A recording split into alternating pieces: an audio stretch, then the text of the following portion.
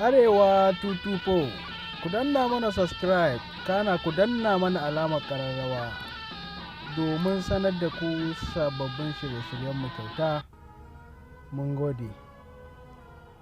Labarai daga Kannywood. Jarumi Nuhu ya yi wa ɗansa, ko kuma in ce takwaran shi, wato ɗan Adam A. Zango, murnar cika sabuwar shekara.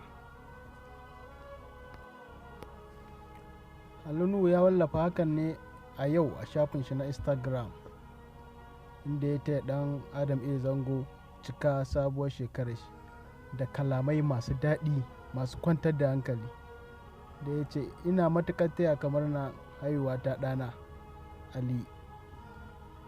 Haihuwarka ba ƙaramin farin ciki ta kawo mana wannan masana'antar tamu ta Kannywood. Da fatan za ka yi rayuwa mai albarka. Allah ya albarkaci rayuwarka.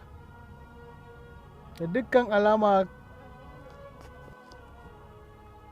kalaman sarki Nuhu sun daɗaɗa wa Adam A. Zango, ko kuma in ce sun wa Adam A. Zango daɗi,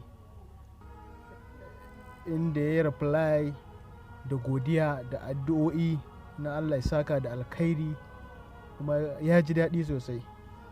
Da dukkan alamu yanzu ba wata takun saƙa tsakanin Adam A. Zango da sarki Nuhu.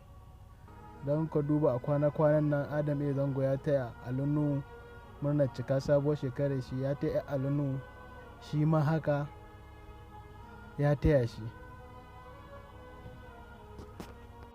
Kuma a kwana-kwanan nan a shirin fati an nuno Nuhu da Adam A. Zango suna hira tsakaninsu, suna wasa da dariya har suna tafawa. Abu ya yi kyau sosai. Dama haka ake so. Wannan kenan. Domin samun wasu zafafan labaran namu, ku ci gaba da bibiyar mu Arewa 224, ku danna mana subscribe, kana ku danna mana alamar ƙararrawa domin sanar da ku sabon shirin. Mun gode.